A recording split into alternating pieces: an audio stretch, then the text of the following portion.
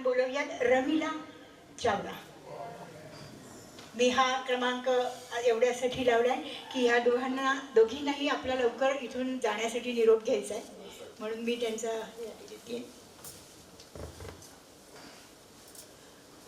नमस्कार सगळ्यांना. शाळेतल्या गोष्टी एक दोन जे आमच्या मुलींमध्ये एक अनुभव शाळेतले म्हणजे आमच्या मुलींमध्येच झालेले एक दोन अनुभव मी सांगते, छोटे छोटे जास्त नाही. आपल्या एका बुटक्या मुलीची आणि एका उंच मुलीची गोष्ट. बुटकी मुलगी म्हणजे रमीला राणा, हे सॉरी उर्मिला राणा, आणि उंच मुलगी म्हणजे रमीला चावडा. आम्ही दोघी डंकेबाई खूप आजारी होत्या आणि आम्ही ठरवलं, मी प्रतिमा करुणा आम्ही की आपण त्यांना बघायला जाऊ म्हणून. आणि आम्ही निघालो. अरे तेव्हा कसं परिस्थिती सगळ्यांच्याच नाजूक, त्याच्यामुळे पायी चालत गेलो. रिक्षा ना बस कशातच नाही, पायी गेलो. मधल्या रस्त्यातून कुठून तरी आपले गेलो आणि पावसाचे दिवस होते. पाणी वाहून जाण्यासाठी मोठं चर होतं एक असं. नाला नव्हता पण थोडासा खड्डा होता असा, जो 7-8 फूट खोल होता. आणि पावसाचे दिवस असल्यामुळे तिथून पाणी वाहून जात होतं. पण आम्ही गेलो तेव्हा पाऊस नव्हता, पण आम्ही जेव्हा तिथून निघालो तेव्हा खूप पाऊस आणि तो जो खड्डा होता तो पूर्ण पाण्याने भरून वाहत होता, खळखळ खूप वाहत होता. आणि त्याच्यात ते क्रॉस करून त्याला ओलांडून आम्हाला जायचं होतं चौकीला. येताना मग मी म्हटलं की मी इथे उभी राहते आणि तुम्ही सगळ्या त्याच्यावरून ओलांडा, पण चांगली मोठी उडी मारा, नाही तर पडलो तर आपण वाहून जाऊ म्हटलं कुठल्या कुठे. असं झालं. प्रतिमाने उडी मारली, करुणाने मारली, मी सर्वात आधी आले. आम्ही तिघींनी बरोबर. उर्मिला राणा राहिली पाठीमागे. आता ती घाबरत पण होती. म्हटलं अगं घाबरू नको, तू मार, मी आहे इथे उभी. ती म्हणे हो ठीक आहे. मारायला गेली पण ती पडली आणि वाहून जायला लागली. मी जी तिचा खांदा धरला, म्हणून हा उंचीचा फायदा. खांदा धरून दिला बाहेर काढला. तर त्या दिवशी काही खरं नव्हतं, कुठल्या कुठे वाहून गेली असती. कदाचित आपल्याला भेटायचं असेल तिला, म्हणजे आज दुर्दैव आपला आली नाही, ती आली असती तर बरं झालं असतं. की म्हणजे हा एक प्रसंग खूप आठवणीत राहिला आहे माझ्या, म्हणजे तो सांगावासा वाटला म्हणून मी आपला सांगितला इथे. म्हणून आणि कसं आपल्या शाळेत पुढच्या बेंचवर या बुटक्या सगळ्या दोघी, प्रतिमा उर्मिला, आणि आम्ही उंच म्हणून अगदी शेवटच्या बेंचवर करुणा, मी. हो बॉन्डिंग चांगलं होतं. दुसरं आपलं ग्राउंड छोटंसंच होतं शाळेचं शेजारचं आपलं ग्राउंड. तिथं आम्ही मुली अगदी पुढच्या क्लासच्या 10वीच्या, आम्ही 8वीच्या 9वीच्या सगळे मिक्स आम्ही खेळत होतो. तेव्हा कबड्डी खेळत होतो. तेव्हा अंजली लोणकर म्हणून आपल्या वर्गात होती. आली नाहीये ती, तिचं आपल्याला भेटलं नाहीये. हो, तो अंजली लोणकर म्हणून होती. आम्ही कबड्डी खेळत होतो आणि ती जेव्हा आली हे करायला, डाव घेऊन आली आणि आम्हाला पकडायचं होतं तिला. तर जो मी तिला पकडला, तिचा ब्लाऊज जो टरकन फाटला पाठीमागून. की आता काय करायचं. समोर हा सतीश कोठावाला राहत होता, त्याच्या बहिणी माझ्या मैत्रिणी होत्या. आणि पटकन तिला सरांना सांगून, घाडगे सर होते आपल्या पेटीचे, त्यांना सांगून मी पटपट तिथे घेऊन गेले. आणि तिथे तिला त्यांच्या बहिणीचं ब्लाऊज वगैरे देऊन तिला मी हे केलं. पण नंतर रडायला लागली. म्हटलं काय ग. म्हणे नाही, हे ब्लाऊज तुम्हाला भरून द्यावं लागेल, माझी आई मला रागवेल, ओरडेल. आणि तेव्हा कशी सगळ्यांचीच परिस्थिती तशी नाजूक असायची ना. मग मी पण रडायला लागले, कारण माझ्या हाताने फाटलं होतं. मी पण रडायला लागले. म्हटलं माझी आई पण मला रागवेल, मला काही पैसे देणार नाही ती. तू म्हणतेस तुझी आई पैसे मागेल आणि मी म्हणते माझी आई पैसे देणार नाही. मग आता काय करायचं. मी म्हटलं नाही, जेवढ्या मुली खेळत होत्या त्यांना सगळ्यांनी मग काढायचे. तसं काही नाही, 10,000 रुपये काढायचे. मग तुझं आम्ही ब्लाऊज भरून देऊ म्हटलं. ती म्हणे ठीक आहे, कसं बघू माझी आई काय म्हणते. म्हटलं तू बघ तुझी आई काय म्हणते घरी जाऊन, मग तू सांगा मला. पण मी एकटी तर नाहीच म्हणणार. हो मला, कारण घरी आपल्याला तसं हे नव्हतं ना. अजून एक प्रसंग तो आठवतो की करुणाचे पण 11 रुपये फीचे आणलेले, वहीमध्ये ठेवलेले, हरवले. ती पण अशी शोध माझ्या घरी राखवेल, आता माझ्या घरी राख. तो प्रसंग मला आठवला त्याच्यावर. नंतर मग दुसऱ्या दिवशी आली, म्हणे नाही, माझी आई म्हणली बरं जाऊ दे, काही हरकत नाही. म्हणजे अवश्य झालं, बापरे बरं झालं. म्हणजे आपले आई वडील पण रागवणार नाही आपल्याला. असं म्हणजे हा एक प्रसंग आठवला मला. आणि करोनाचा की 11 रुपये तिचे ते हरवले, शोध होती म्हणून माझी आई रागवेल, माझी आई रागवेल. आम्ही इतके शोधले, पूर्ण वर्गभर, पूर्ण शाळाभर शोधले, काही सापडले नाही. हा एक प्रसंग, बस एवढं सांगते. आणि मी गुजराती लेखन करते, लेख लिहिते, निबंध लिहिते, कविता करते वगैरे, गुजरातीत करते. गुजराती साहित्यात पण माझं प्रभुत्व जास्त आहे. बस. आणि आता आम्ही 4:30ला मी आणि सुनंदा चाललोय. खूप खूप छान वाटलं. सगळ्यांचे खूप धन्यवाद. विशेष कर अनिल, अजय आणि प्रमोद, ज्यांनी अगदी खूप प्रदीप बांदे, खूप सगळ्यांचे आभार मानते. असंच करत राहा, आम्ही येत राहू. नाही, पुढच्या वेळेस राहू. कार्यक्रम संपायच्या आधीच जात राहू असं नको. नाही, तसं नाही करणार. आता दुसऱ्या वेळेस नाही करणार. यावेळेस इतक्या वेळेस माफी. म्हणून आम्ही आता 4:30-4:45 पर्यंत निघू. सगळ्यांची आम्ही रजा घेतो. पुण्याला आले कोणी तर जरूर या आमच्याकडे. महान नाटककार भवभूती यांनी आपल्या उत्तर रामचरित या नाटकामध्ये म्हटल्याप्रमाणे, तेही नो दिवसागता, खरंच बालपणचे ते दिवस परत येणार नाहीत हे रमिलाचं जेव्हा ऐकलं त्यावेळेस मला नक्की असं वाटलं की आजकालच्या यूज अँड थ्रो जमान्यामध्ये आपल्याला एक एक पैशाची किती किंमत होती, आणि त्यामुळेच आपण आज इथे येऊ शकलो. मला खात्री यायची, माझ्याच या भावना तुमच्या सगळ्यांच्या पण असतील.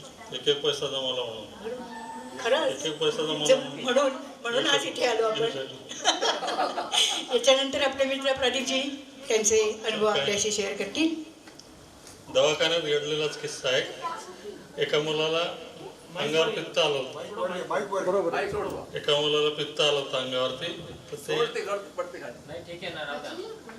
तर त्याच्या सलामिरीतले होते, त्याच्यामुळे अडाणी लोकांचे इलाज, तर त्याच्या अंगाला गेरू फसला होता सगळा पूर्णपणे.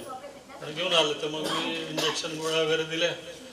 त्याचे वडील म्हणे आता अजून काय लावा म्हणे. म्हटलं आता काय लावता, उदबत्ती लावा, नारळ पडा म्हटलं त्याचं. आधीच त्याला गेलो लावला एवढं.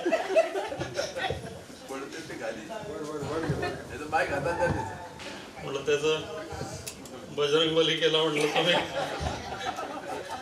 त्यांनी त्याचं नंतर नाव बजरंगच ठेवलं. आजही त्याला बजरंग म्हणतो. एवढं थोडस जर हसवायचं होतं. प्रदीपजींच्या या हास्यरसानंतर आपली मैत्रीण हिने आपल्या सकाळी शास्त्रोक्त संगीत आणि उपशास्त्रीय संगीताने गानतृप्त केले आपले. त्या करुणा देशपांडेला मी येतेस का नाही?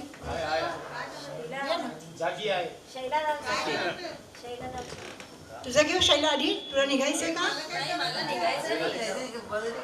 मग येतेस तू, ये. निघायचं नाहीये, काही नाहीये, कोणी अजून करणार असेल म्हणा. कारण माझ्याकडे आपल्या मित्रवर्गातनं 2च नावं आली आणि अनिल मी शेवटी काढली. मिस केलं तुम्ही आल्यापासून. मी आत्ता तेच अगदी माझे शब्द उचललेस, त्यामुळे मी ते आता वापरत नाही परत. अशा आपली मैत्रीण, मी तिला सांगणार आहे की तिने स्वतःचं परिचय तर करून द्यावाच, पण मला ह्याचं नवल वाटतं की आपल्यातली ही आपली मैत्रीण आज अत्यंत, ज्याला काय म्हणूयात आपण, खरं म्हणजे ह्या व्यवसायामध्ये स्त्रियांनी उभं राहणं म्हणजे खरोखर युद्धाला तोंड देण्यासारखं असतं. आणि त्यामुळे ती ह्याच्यामध्ये अत्यंत यशस्वीरित्या उभी आहे. त्यामुळे तिने तिचा व्यवसाय आणि तिच्या असलेल्या आठवणी शेअर करा. आधी सगळ्यात तिचं मी इथे अभिनंदन करते. सर्वांतर्फे प्रश्नच नाही, मी फक्त करते एवढंच, पण रिप्रेझेंटेटिव्ह सर्वांची आहे हेही तिने लक्षात ठेव. तुला सकाळपासून आम्ही खूप मिस केलं आहे सगळ्यांनी. पण बायकांना हा व्यवसाय सोपा जातो. प्रदीप, तुम्ही हे केव्हाचं बोलताय? आजचं. मी सुरुवातीला माझं थोडंसं इंट्रोडक्शन देते. मी आशा टाकळीकर पूर्वाश्रमीची, आणि सगळ्यांना जर आठवत असेल तर ती माझी मोठी बहीण शोभा टाकळीकर. भूकंप झाला त्यावेळेला 8वी अ मध्ये ती सगळे तुमच्या बरोबर शिकायला होती. मी 7वीत होते. आणि वडिलांची ट्रान्सफर झाल्यानंतर आम्ही नागपूरला गेलो. नागपूरला गेल्यानंतर प्रघात असा होता की मराठवाड्यातून तिकडे मुलं गेले की त्यांना 1 वर्ष मागे घ्यायचे. तिथे माझी खूप लेट ॲडमिशन झाली. म्हणजे हडस हायस्कूलमध्ये पण मला पर्सेंटेजवर ॲडमिशन मिळत होती, पण केवळ ते 1 वर्ष मागे घेत होते म्हणून मला तिथे वडिलांनी ॲडमिशन दिली नाही. आणि नंतर मी धरमपेठ गर्ल्समध्ये आम्ही तिघी बहिणींनी ॲडमिशन घेतली. माझी मोठी बहीण शोभा हिने तिथून 10वी केलं. शी वॉज अ मेरिट स्टुडंट. मी देखील धरमपेठ शाळेची मेरिट स्टुडंट होते, पण वडिलांची त्या काळात मला तिथे एकटीला ठेवायची नियत नव्हती किंवा इच्छा नव्हती. थोडं मराठी, इंग्लिश, हिंदी असं राहील, पण प्लीज बेअर विथ मी. त्यामुळे वडिलांनी आमच्या क्लास टीचर सरांची विनंती धुडकावून लावली. इथे गुजरातीत मला ॲडमिशन साधारणपणे मला वाटतं सप्टेंबरमध्ये वगैरे मिळाली. अँड आय स्टील रिमेंबर की सगळ्या मुली साड्या घालून यायच्या, मी मात्र सरप्राऊजवरच शाळेमध्ये यायचे. आणि खूप उशीर ॲडमिशन झाली. त्या ह्याच्यामध्ये मी थोडीशी मागे पडले. इथे आल्यानंतर मी हायर सेकंड क्लासमध्ये 10वी केली, पण थोडंसं कसं झालं, इथे मला 1 वर्ष प्रमोशन मिळालं. 7वीत माझं मॅथमॅटिक्स सुटलं होतं. इथे आल्यानंतर एलिमेंटरी मॅथमॅटिक्स, पण त्यातही मला आठवण जी छान आहे ती जरीवाला सरांची. जरीवाला सरांनी मला दत्तक घेतलं होतं आणि शाळा सुटल्यानंतर 1 तास ते मला गणित शिकवायचे आणि त्याच्यामुळे एलिमेंटरी मॅथमॅटिक्समध्ये मला वाटतं मला 77 मार्क मिळाले. So that was really creditable for me. आणि त्याच्यानंतर मग गव्हर्नमेंट कॉलेजमधून मी BSc केलं. गव्हर्नमेंटला करुणाई आर्ट्सला होती, मी सायन्सला होते. कमलेशही 1 वर्ष आला होता, पण फारसं इंटरॅक्शन नव्हतं कोणाशी, कारण 10th Aशी मी फारशी अटॅच होऊच शकले नाही. इथे मला आठवण काढावीशी वाटते, चंडालियाची. आलेला आहे का तो इथे? येऊन गेला का? अच्छा. म्हणजे माझ्या स्मरणामध्ये टोपीवाला, चंडालिया, युसुफ, अलका देशपांडे, मी, उषा बाविस्कर, शैला देशपांडे, शैलाचा भाऊ म्हणून CD. आणि CDची मी आठवण एवढ्यासाठी केली, आल्याबरोबर CDचा फोटो मी व्हॉट्सअपवरती बघितला आणि मला तुमच्या वडिलांची आठवण आली. तुमच्या घरी मी जाधव मंडीवरती आलेली आहे आणि वडिलांचं ते डेस्क, लिहिणं आणि त्यांचे विचार, कुठेतरी ज्या पर्सनॅलिटीजनी मी इम्प्रेस झाले त्याच्याविषयी इथे बोलायला मला जास्ती आवडेल. टीचर्सपैकी म्हणताल तर डंकेबाई, मनोहरबाई. 10वी ब मधून मराठीसाठी मी आवडती होते मनोहरबाईंची. त्याच्यानंतर आपल्या सुलोचना कापडिया, त्यांच्याशी पण माझी भेट बऱ्यापैकी झाली. बडे सर आणि जरीवाला सर तर मला थोडंसं असं उतराई असं व्हायला लागलं की एकदा कंटेंट पिटिशनमध्ये जरीवाला सर आणि बडे सरांना हायकोर्टाने नोटीस काढली होती. त्यावेळेला मी होते सरकारी वकील, आणि सरकारी वकील म्हटल्यानंतर एक थोडासा दबदबा हायकोर्टामध्ये बऱ्यापैकी माझा अजूनही आहे, तेव्हाही होता, आत्ताही आहे. तर सर खूप घाबरून आले हायकोर्टाची कंटेम्पची नोटीस म्हटल्यानंतर. आणि मग त्यांना कळले की इथे कोणीतरी आशा रसाळ आहे, कारण मग टाकळीकर नाव खूप लवकर मागे पडलं. टाकळीकर रसाळ पुकारा करायला खूप वेळ लागायचा, म्हणून डिस्ट्रिक्ट कोर्टामध्ये रसाळ नाव केव्हा लागलं मलाही कळलं नाही. मी माझं नाव बदलवलेलं नाही गॅझेट पब्लिकेशनमध्ये, पण आय एम नोन ॲज रसाळ. आणि मग जरीवाला सर आणि त्यांच्याबरोबर बडे सर आले. ते आल्यानंतर ॲज युजल मी जरीवाला एवढं बोलायचा प्रश्न की मी त्यांच्या पाया पडले, हात लावून नमस्कार वगैरे केला. बडे सरांना ओळखतच होते. म्हटलं सर काय प्रॉब्लेम आहे? अरे असं झालंय की कंटेम्पमध्ये नोटीस आली. म्हटलं सर तुम्ही काळजी करू नका, तुम्ही हजर राहायची गरज नाही. I will see that out of contempt. तुम्ही कसे होतात, that is my lookout, forget everything. आणि लिटरली ते मॅटर बऱ्यापैकी चाललं. त्याच्यातून दोघंही जण ऑनरेबली बाहेर पडले. कारण हायकोर्टाच्या कंटेम्पमध्ये त्या काळामध्ये मे बी टॉकिंग ऑफ 96-97 त्याची ही गोष्ट आहे. आणि त्यावेळेला कुठेतरी असं मनाला समाधान वाटलं की चला, सरांना जो अभिमान वाटला माझ्याविषयी की आपण ज्या मुलीला एवढी मदत केली असंच म्हणावं. नाही तर मॅथमॅटिक्ससाठी मी फर्स्ट टर्मला नापास झाल्यानंतर लिटरली रडलेली. मी वडिलांना म्हटलं मी शाळा सोडते, मला शक्यच नाही मॅथ्स करणं आणि पास होणं 10वी. तर त्यांचा हा जो अनुभव होता तो खूप चांगला होता. दुसरा तसाच अनुभव आमचे कॉलेजमध्ये आर्य कुलकर्णी सर होते गव्हर्नमेंट कॉलेजला बॉटनीला. त्यांना पण, आणि कुंभोजकर सरांना. कुंभोजकर सर कमलेशला वगैरे सगळ्यांना चांगले आठवत असतील, करुणाला आठवत असतील.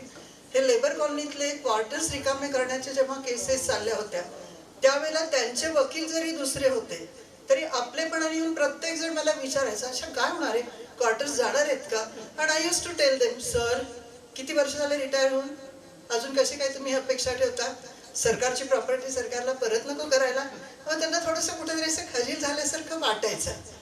पण नाही अशा तेवढी वर्ष आम्ही तिथे राहिले. म्हटलं ठीक आहे, सगळ्या गोष्टी पजेशन, ॲडव्हर्स पजेशन सगळ्या मान्य करून, पण म्हटलं सर हे मला अवघड दिसतं. सुप्रीम कोर्टातून मॅटर परत आल्यानंतर मी म्हणाले तसाच रिझल्ट लागला. आज सगळे क्वार्टर्स डिमॉलिश झालेले आहेत आणि तिथे पुढच्या गोष्टी सुरू झालेल्या आहेत, डेव्हलपमेंटला सुरुवात झालेली आहे.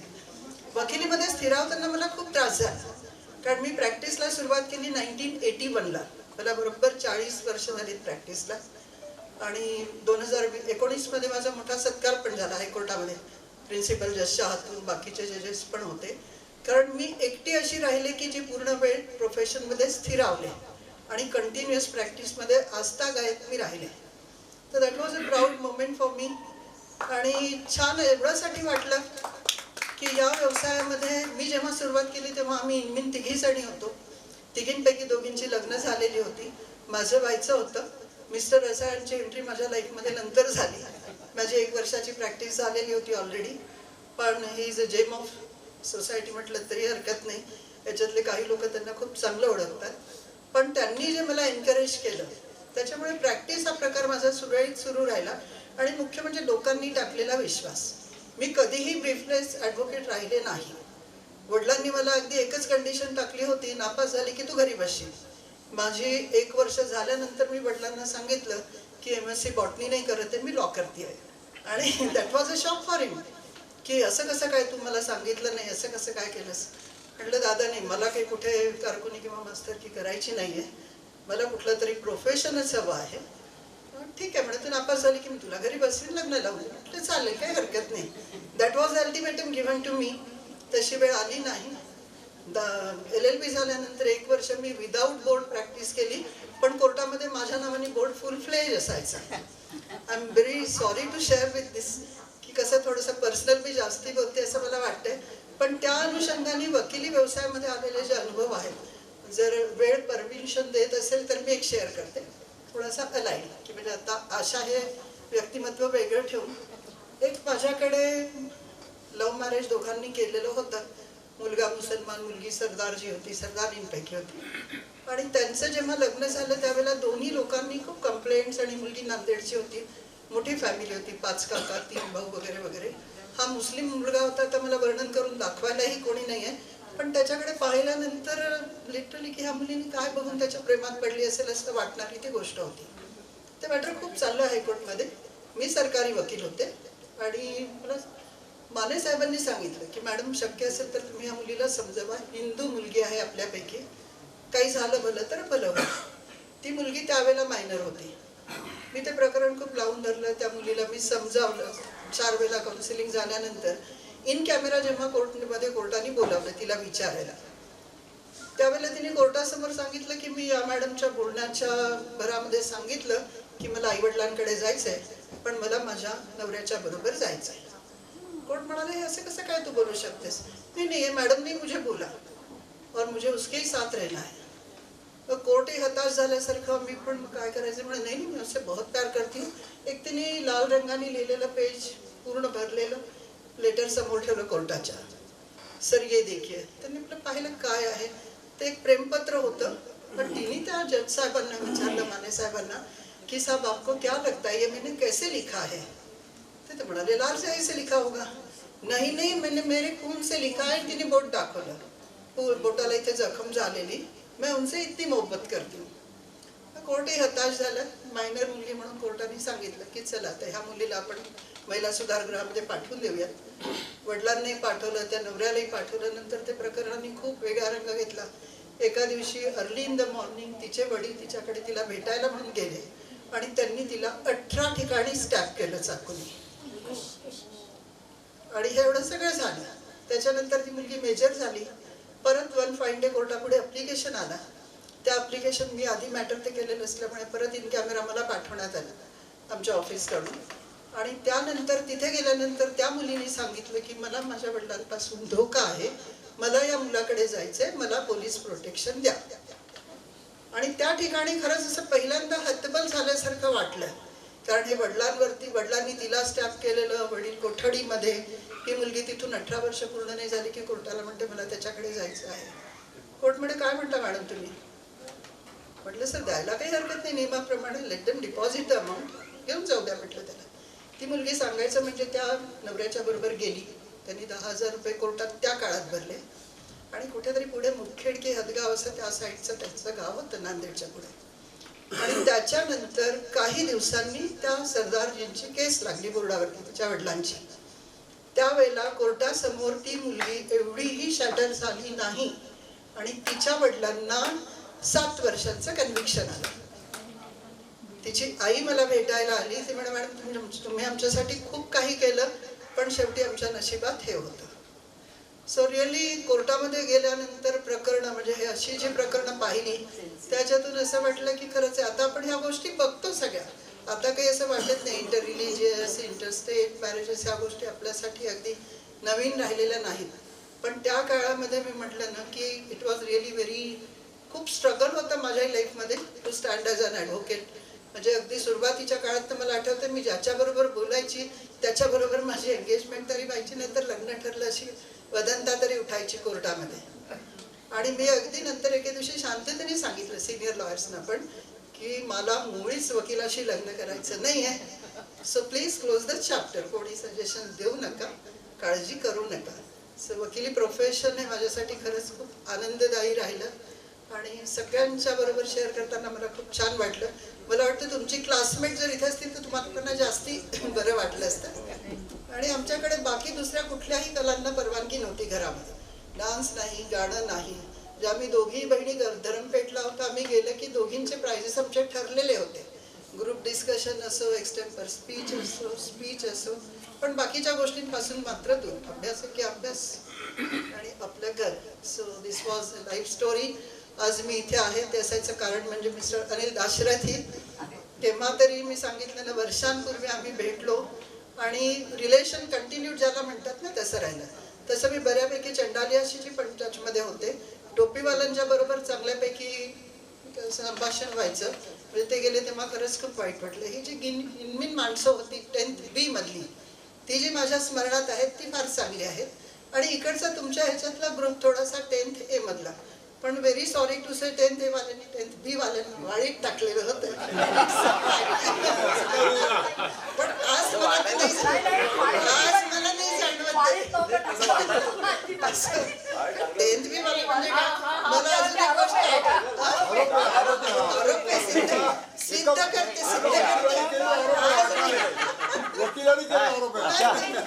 तुला या क्षणापर्यंत मी मेसेज करत होतो हे सांग.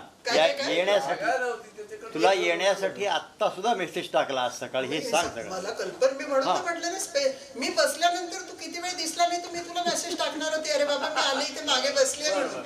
आणि मी पण रमीला म्हणते तसं always I was a back bencher. त्याच्यामध्ये मला वाटतं बनछोड सरांची एक आठवण मी सांगेन. एकदा त्यांनी अख्ख्या क्लासला सायन्सच्या विषयी एक प्रश्न विचारला.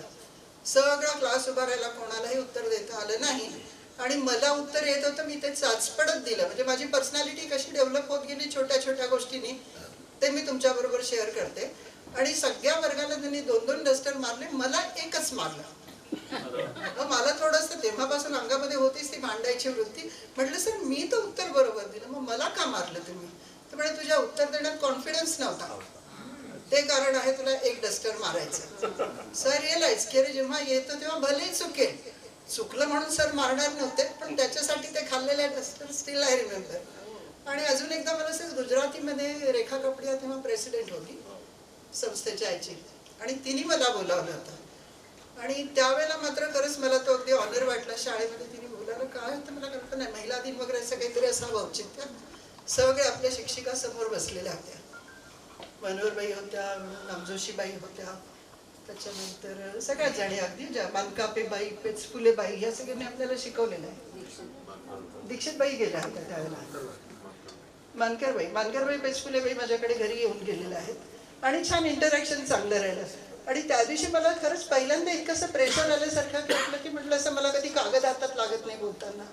आता थोडंसं बाकी हेल्थ प्रॉब्लेममुळे आवाज थोडासा होतो कधी कधी, दम लागल्यासारखं वगैरे होतं, पण that is my health issue आणखी.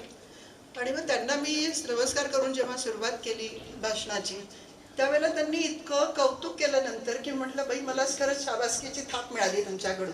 आपले टीचर्स जेव्हा आपलं कौतुक करतात आणि जेव्हा त्यांना आपल्याविषयी अभिमान वाटतो तो जो क्षण असतो तो आनंदात टिपण्यासारखा असतो. आणि ह्या सगळ्या गोष्टी मी तुमच्या मैत्रिणीबरोबर, तुमच्या क्लासमेट बरोबर, तुमच्या सगळ्यांच्या वतीने शेअर करते.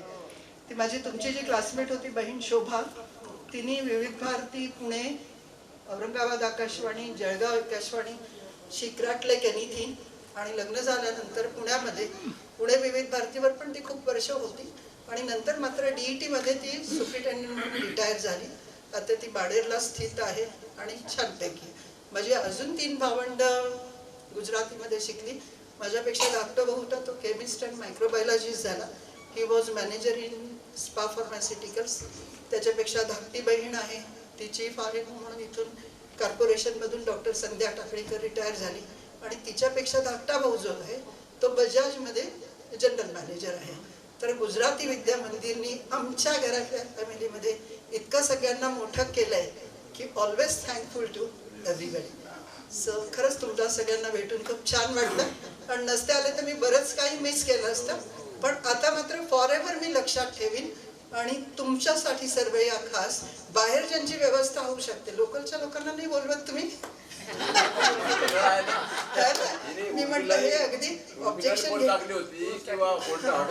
म्हणूनच म्हटलं आम्हाला तुम्ही घरी बोलवा. Let us continue the relationship. Those who are at local place आपण ॲटलीस्ट गेट टुगेदर करूच शकतो. थोडंसं मध्ये जरा फॅमिली प्रॉब्लेम्स आणि बाकी सगळ्या गोष्टी असल्यामुळे. आणि आज माझ्या सासूबाईंचं वर्ष श्राद्ध, तारखेने त्यांना जाऊन आज वर्षच झालं. त्यामुळे थोडंसं डायलामामध्ये येणं रे जाणार हे सगळं करून, पण म्हटलं आपण दुपारचा वेळ जो आहे तो आपल्यासाठी ठेवूयात आणि जाऊन येऊयात. त्यामुळे सकाळपासून मला जॉईन होता नाही आलं, बरंच काही मी मिस केलं, पण आले त्याच्यात मी खूप आनंद घेतला एवढी गोष्ट मात्र नक्की. परत एकदा सगळ्यांना खूप खूप धन्यवाद आणि परत परत भेटूयात. सगळ्यांना खास इन्व्हिटेशन. काय काय नाही for your information my blood group is AB.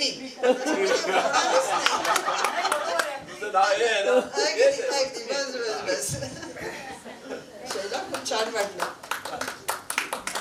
पण अगदीच मनात असलेली ही 2 भावंड कमलेश, प्रदीप पण नाही आलाय का? प्रदीप गुजराती. बालदे तर चांगली ओळखते. बालदेच्या आईच्या हातचं मी जेवलेली आहे. प्रदीप तुला आठवतं की नाही माहिती नाही.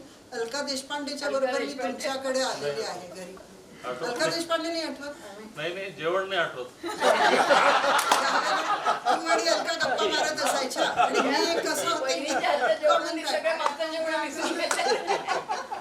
अच्छा मिसेस बालदे छान वाटले. आणि अलकाने पण सगळ्यांची आठवण केली. अलका देशपांडेची मी तुम्हाला आठवण एकच सांगेन की तिने आधुनिक रामायण आपल्या सेंड ऑफच्या याच्यामध्ये म्हटलं होतं. त्याची सुरुवात जी होती दशरथाला राम म्हणजे आठवली का? चंदा आहे तू मेरा सूरज आहे तू, असं आधुनिक रामायण तिने केलं होतं. मी म्हटलं जर अलका मी गेले ना तर सगळ्यांना आठवण करून देईन की अलका देशपांडेचा आवाज खूप सुंदर. आणि तिने आता तर खूप अचीव केलं. विशारद वगैरे झाली ती लग्नानंतर. At present she is in Nagpur. आणि यांचं चित्रकूट जे आहे नानाजी देशमुखांचं, त्याच्यामध्ये तिने स्वतःला झोपूनच दिलेलं आहे. तिला जी फॅमिली मिळाली ती सगळी RSSची कट्टर RSS वाली लोक. आणि खूप छान सेटल झाली ती नागपूरमध्ये. आता पुण्याला आहे मुलाकडे, पण म्हणाली आता जाऊ म्हणे नागपूरला परत. तर ती पण अगदी ती माझी फाफे होती. सुलभा पण मला छान आठवते. ज्या अगदी गोड होत्या. संध्या धर्माधिकारी. संध्या नाही दिसली मला. संध्या आता आली ओळखायला. संध्या, सुलभा आणि एक पोळ पण होती, पण ती कोणाला आठवतं की नाही? शुभदा की किशोरी? शुभदा का? अच्छा छोटीशी.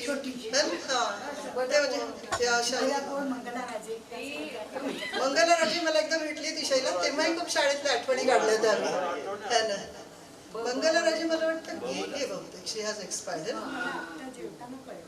नाही मला तिचा मुलगा एकदा आला होता आणि त्यांनी तर मला that was a shock for me. कोर्टातच भेटली होती ती. चला छान वाटलं भेटून.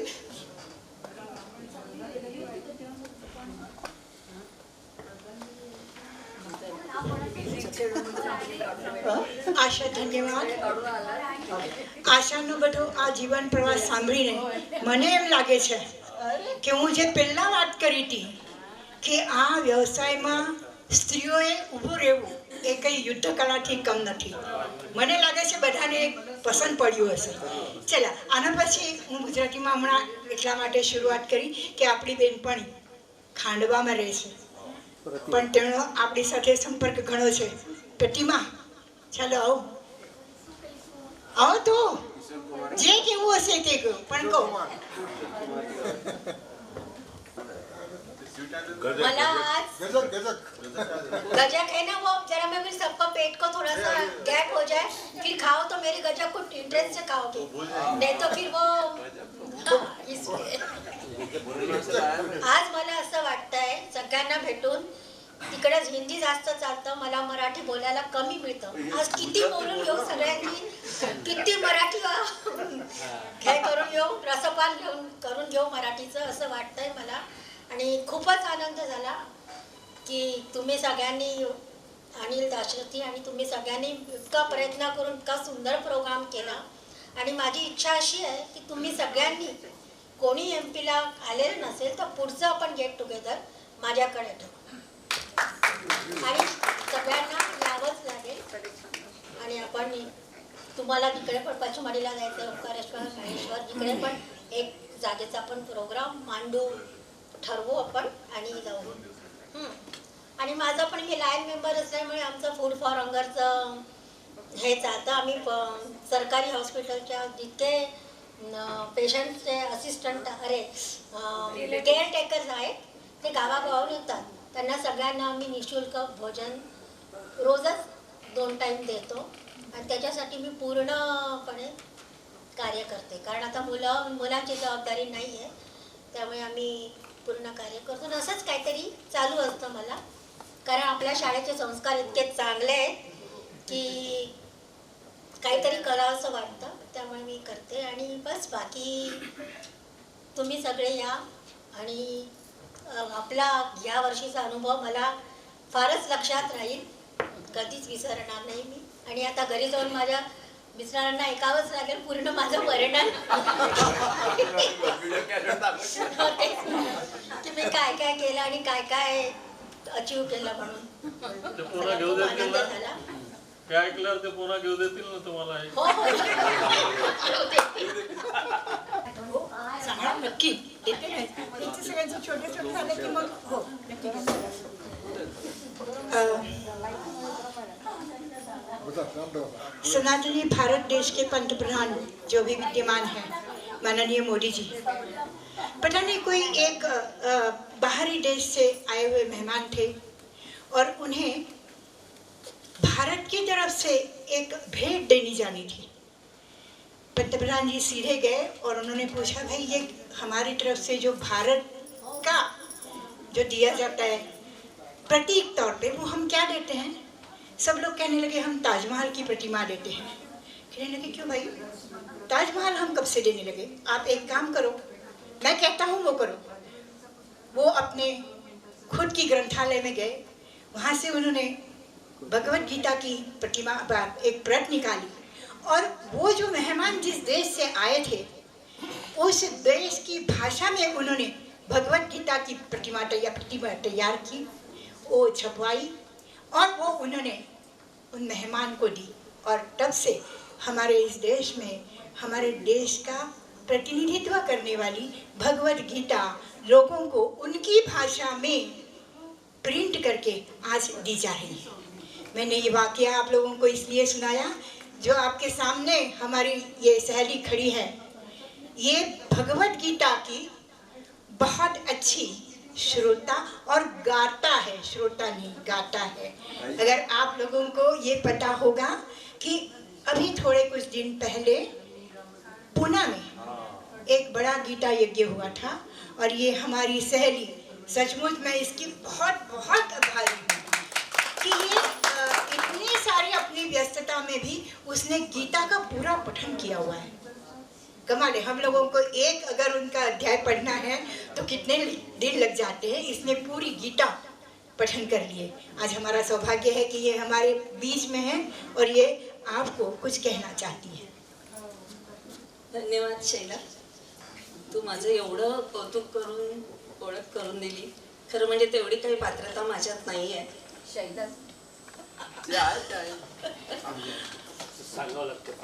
पण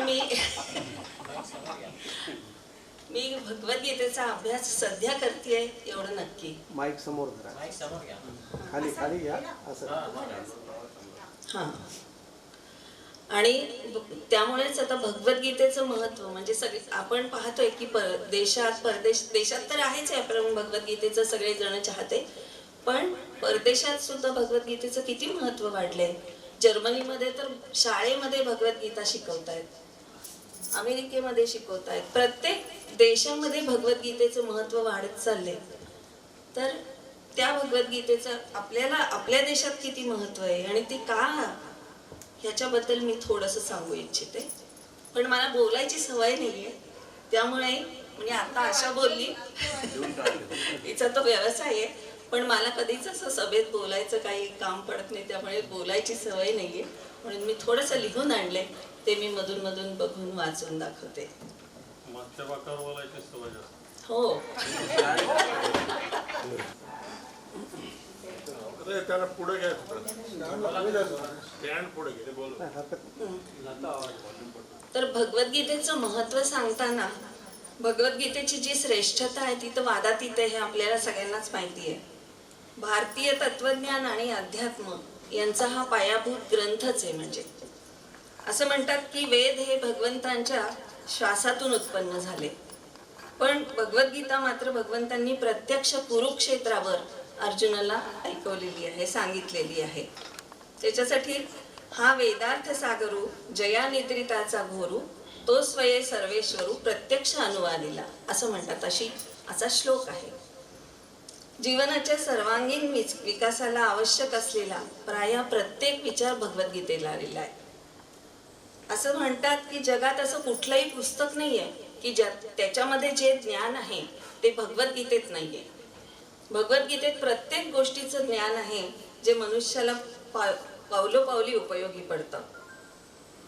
इमर्सन या अमेरिकन तत्वज्ञानाने तर असं सांगितलंय की गीतेच्या वचनातून मी जे शिकलो आणि जो विचार मी अमेरिकेला दिला तो मी सर्वश्रेष्ठ समजतो. म्हणजे त्या गीतेतून जे मला समजलं त्याबद्दलचा जो सर्वश्रेष्ठ विचार मी अमेरिकेला दिला तो मी सर्वश्रेष्ठ समजतो. सर्वसामान्यांच्या दृष्टीने समत्व योग उच्चते या सूत्रातून गीता जो संदेश देते तो आजही समाजहिताच्या दृष्टीने खूप उपयोगी आहे, मोलाचा आहे. समता वर्तावी अहंता खंडावी तेणेची पदवी मोक्ष मार्ग असं म्हणतात. निवृत्तीनाथांनी पण असंच म्हटलेलं आहे. समाजात आज गरीब श्रीमंत स्पृश्य अस्पृश्य ही जाती ती जाती नंतर हा गोरा तो काळा अशा अनेक भेदाच्या भिंती आपण उभ्या केलेल्या आहेत.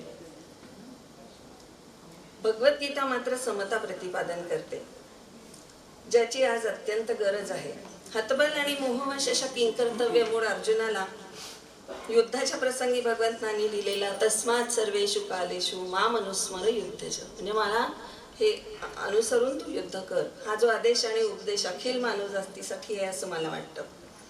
या स्पर्धेच्या युगात रात्रंदिनामा युद्धाचा प्रसंग अशा अवस्थेतून प्रत्येकच व्यक्ती जात असतो. सगळेजण अर्जुनच आहे असं मला वाटतं. प्रत्येकाला काही ना काहीतरी प्रश्न पडलेला असतो. अन्याय अपहार आतंकवाद अधिकार यश यासाठी जिथे तिथे संघर्ष करावा लागतो. समाजात वेगवेगळ्या प्रवृत्तीच्या आणि प्रकृतीच्या माणसांशी सामना करावा लागतो आणि अर्जुनासारखी हताश आणि हतबल अवस्था प्रत्येकाचीच होते. तेव्हा गीतेतील मोलाचे विचार निश्चितच मार्गदर्शक ठरतात. गीतेने आपल्याला स्वधर्म आणि स्वकर्माचेही महत्त्व सांगितले. स्वधर्मे निधनम श्रेय परधर्मो भयावहा असं गीता म्हणते. कसाही असला तरी आपला धर्मच आपल्याला प्रिय असला पाहिजे. नियतं कुरु कर्मत्वं म्हणजे प्रत्येकाने आपलं नेमून दिलेलं कार्य करावं. समाजासाठी अनासक्त वृत्तीने काम करून आपल्यातील थोडासा भाग इतरांना समाज ऋण म्हणून देऊन मगच राहिलेल्या भागाचा आपण उपभोग घ्यावा असं गीता सांगते. दुसरे अध्यायात आत्म्याचं वर्णन करताना भगवंतांनी भगवद्गीतेत सांगितलंय की जातस्य ही ध्रुव मृत्यू म्हणजे जन्माला आलेला प्रत्येक व्यक्ती हा मृत्यू पावणार, पुन्हा जन्म घेणार, हे सगळं जीवनचक्र तर निश्चितच आहे. हल्ली आपण आपल्या आजूबाजूला लहान वयातच स्त्री पुरुषांना ऍसिडिटी, रक्तदाब, मधुमेह, कोलेस्ट्रॉल आदी रोग झालेले आपण पाहतो. मग गोळ्या, औषधं, तपासण्या हे चक्र सुरू राहतं. उत्तम आरोग्यासाठी गीतेत मार्गदर्शन आहे, तसंच आहार किती, कसा आणि काय घ्यावा हे पण सांगितलेलं आहे. युक्ताहार विहारस्य युक्तचेष्टस्य कर्मसु युक्त स्वप्नावबोधस्य योगो भवति दुःखा. म्हणजे ज्यांचा आहार विहार, कर्माचरण, निद्रा, जागृती यथायोग्य असतात त्यांना त्यांचं आरोग्य उत्तम राहतं, हे गीतेत सांगितलेलं आहे. गीतेत देवाणघेवाण पण सांगितली आहे. तुला जे गरजेपेक्षा जास्त आहे ते गरजवंताला दे. परस्परम भावयंत श्रेय परमवाप्स्यत असं गीता म्हणते. यासाठी आपल्या परंपरेत 5 यज्ञ सांगितलेत. देवयज्ञ म्हणजे देवांना वंदन करणे. पितृयज्ञ म्हणजे पितरांचं, पूर्वजांचं स्मरण करणे. मनुष्य यज्ञ म्हणजे भेटलेला समोरचा माणूस हा भगवंत आहे अशा दृष्टीने त्याच्याशी वागणे. भूतयज्ञ म्हणजे प्राणीमात्र किंवा भूतमात्रांना सहानुभूतीने वागवणं. ब्रह्मयज्ञ हे चराचर विश्व ज्याचे त्याच्या कारभाराबद्दल आदर किंवा सन्मान बाळगणे. आताची स्थिती पाहिली तर अनिवार्य स्वार्थ, हीन चारित्र्य यामुळे राष्ट्राचे सामाजिक जीवन आतून पोखरले. माणसालाच माणसापासून भय निर्माण झाले. याला कारण मानवी जीवनाला अध्यात्माची बैठक किंवा पाया जो लागतो तोच आज ढासळलेला आहे. श्रद्धा नाही, अशांतता, अधीर, दिशाहीन व हापापलेली माणसे समाजात दृष्टीस पडत आहेत. या भयावह परिस्थितीतून बाहेर पडण्यासाठी भगवद्गीता हाच एक मोठा आधार आहे. यात भगवंतांनी शाश्वत सुख म्हणजे काय आणि ते कसं प्राप्त करून घ्यायचे हे रहस्यच सांगितलंय. उद्धरेद आत्मनात्मानम असं भगवंत सांगतात. म्हणजे आपण स्वतःचे उद्धार करता असतो. आपला उद्धार झाला की पर्यायाने समाजाचा उद्धार होतो. दे रे हरी खाटल्यावरी हा जीवनाकडे पाहण्याचा दृष्टिकोन अधोगतीकडे नेणार आहे. गीतेच्या शिकवणीप्रमाणे वागून आपण समाजाची विस्कटलेली घडी नीट मांडू शकतो. प्रज्वलितो ज्ञानदीप प्रदीपः. या गीतेच्या प्रार्थनेतील शब्दांप्रमाणे गीताज्ञानाचा हा ज्ञानदीप आजही प्रत्येक माणसाला अज्ञानाकडून ज्ञानाकडे, अंधाराकडून प्रकाशाकडे आणि मानवतेकडून दिव्यत्वाकडे नेल्याशिवाय राहणार नाही असा माझा विश्वास आहे.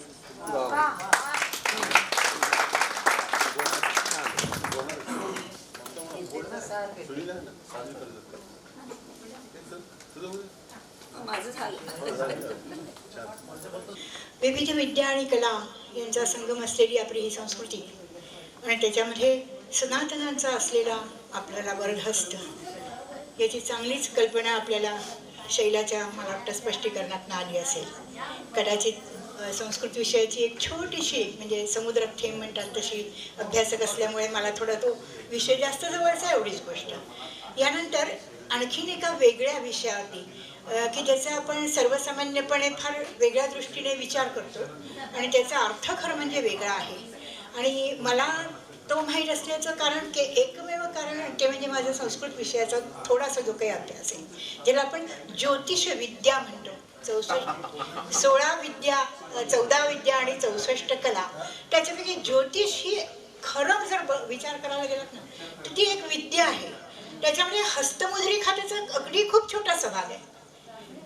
पण ज्योती ही म्हणजे त्याचा प्रकाश जो आहे आपल्या पण अनंत कोटी ब्रह्मांडामध्ये भरलेला, त्याचा अभ्यास करणं सोपी गोष्ट नाही हो.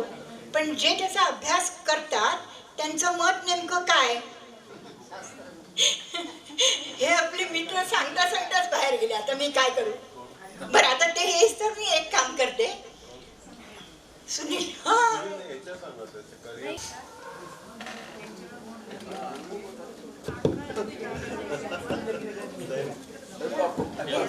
हॅलो, यांचा निर्णय होईपर्यंत जज लोकांचा एक जोक सांगतो.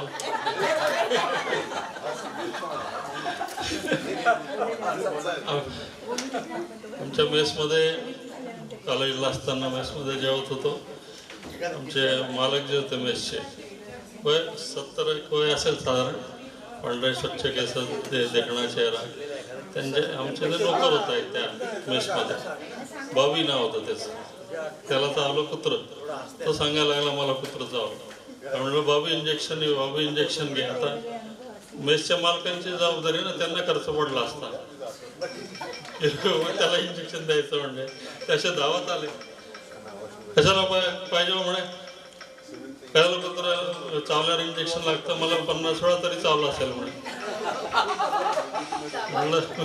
मी म्हटलं तुमच्या एकंदरीत स्वभावावरून आम्हाला वाटलंच होतं तसं. काय म्हणे तुम्ही एकदम गंमत करता म्हणे.